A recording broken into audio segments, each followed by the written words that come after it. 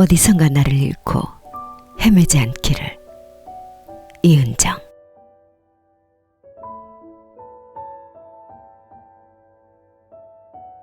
겁없던 20대.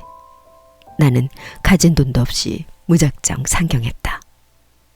어느 성공한 소설가의 글귀를 읽고 난 뒤였다. 지방에서 무명이었던 작가는 서울로 근거지를 옮기면서 유명해졌다. 작가는 성공하려면 큰물에서 놀아야 한다고 말했다. 비단 작가뿐만 아니라 성공한 사람들은 대체로 그렇게 믿는 눈치였다. 나는 그들처럼 성공하고 싶어서 큰물로 갔다. 허름한 옥탑방을 1년 계약하고 꿈에 부풀었다. 알아봐둔 학원은 수강료가 생각보다 비쌌다. 나는 일단 돈을 벌기로 했다. 낮에 학원을 다니려면 밤에 돈을 벌어야 했다. 카페 서빙 자리가 나와서 냉큼 전화를 걸었다. 사장은 친절했다. 서울이라 그런지 시급도 꽤 높았다. 지방에서 올라왔다고 하자 택시비도 챙겨준다고 했다. 잘만 하면 학원비도 벌고 돈도 모을 수 있을지 몰랐다. 나는 부푼 마음으로 면접 장소를 향해 지하철을 탔다.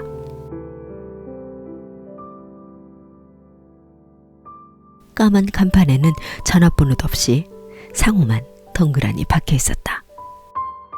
나는 그저 품격 있는 카페일 거라 생각했다.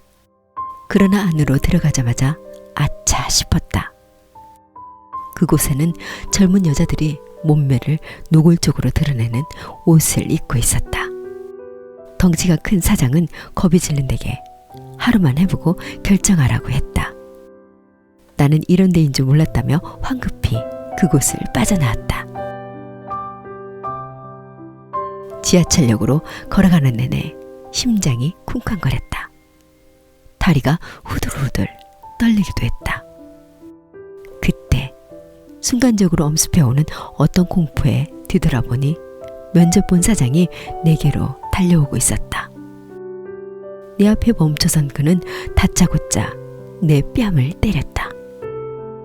이런 데가 어떤 데냐며 소리를 지르고 욕을 했다. 내가 넘어지자 지나가던 택시 한 대가 내 앞에 섰다. 나는 정신없이 택시 뒷문을 열고 기어올랐다. 그는 열린 택시 문을 붙은 채 내 몸에 사정없이 발길질을 했다. 가진 건 몸뚱이밖에 없는 년이. 그의 폭언과 폭행이 심해지자 보다 못한 기사가 뒷문이 열린 채로 출발했다. 무슨 일이 벌어진 건지 알 수 없었다. 그냥 아프고 무서웠다. 기사가 집이 어디냐고 물었지만 동네 이름이 떠오르지 않았다. 택시비도 없었다. 나는 가까운 지하철역에 세워달라고 했다.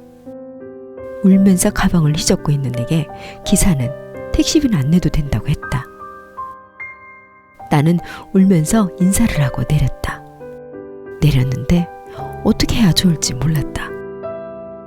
지하철 입구에서 낯선 남자들이 지나가기만 해도 소스라치게 놀랐다.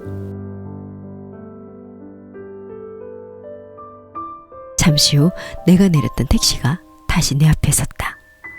빵빵 2번의 경적이 울렸고 나는 말없이 택시에 올랐다. 동네에 있는 시장 이름을 말하자 기사는 집 근처까지 태워다 주었다. 나는 옥탑방 계단을 오르며 본격적으로 울기 시작했다.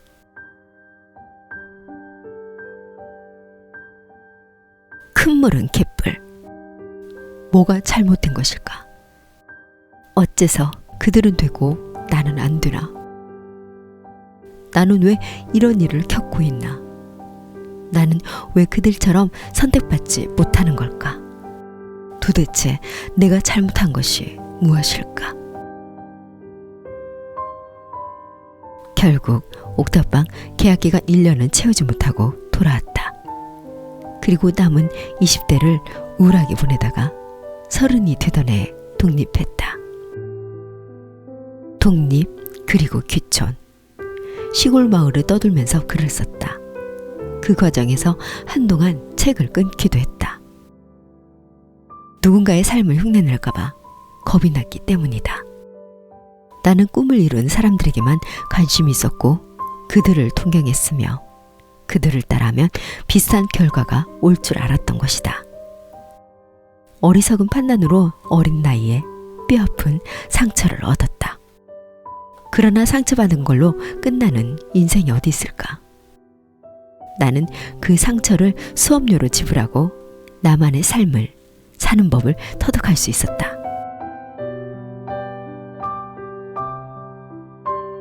비슷한 꿈은 얼마든지 많다. 연예인, 선생님, 작가. 그러나 사람마다 기량이 다르고 조건도 다 다르다. 저마다 달랐을 삶에서 같은 꿈을 이뤘다면 그 각각의 방법이 달랐을 텐데 그땐 왜 몰랐을까? 어쩌자고 그렇게 생각이 짧았을까? 자책하면서 내게 맞는 길을 찾는데 몰두하며 살았다.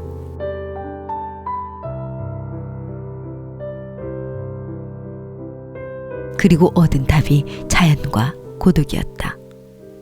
우연히 얻은 텃밭을 갈다가 깨달았다. 흙을 만지면 마음이 편안해진다는 것을. 바닷가의 비릿한 냄새는 글을 쓰고 싶게 만들었고 초록이 가득한 숲에 가면 막혔던 숨통이 트였다. 사람들 사이에 있을 때보다 혼자 있을 때 나는 훨씬 안정적이었다. 그래서 나는 바닷가에서도 살았고 산에서도 살았다.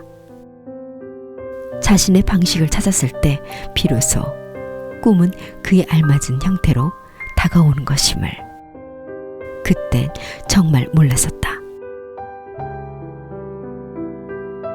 결국 나는 큰 물 대신 자연을 선택했다. 성공이라는 단어에 욕심내지 않는다면 이보다 좋을 수 없을 만큼 내게 딱 어울리는 삶이다. 편안하고 풍족한 생활은 못하지만 원하는 곳에서 마음껏 글을 쓸 수 있으니 마음만은 안분지족에 가까운 상태가 되었다. 텃밭을 이구느라 새카매진 손톱조차 사랑스럽고 그렇게 변한 내가 기특하기만 하다. 지금은 나만의 방식으로 나만의 길을 걷고 있다. 그 길 끝에 답이 없더라도 나는 언제까지나 묵묵히 이 길을 걷고 싶다. 다시는 어디선가 나를 잃고 헤매는 일이 없었으면 좋겠다.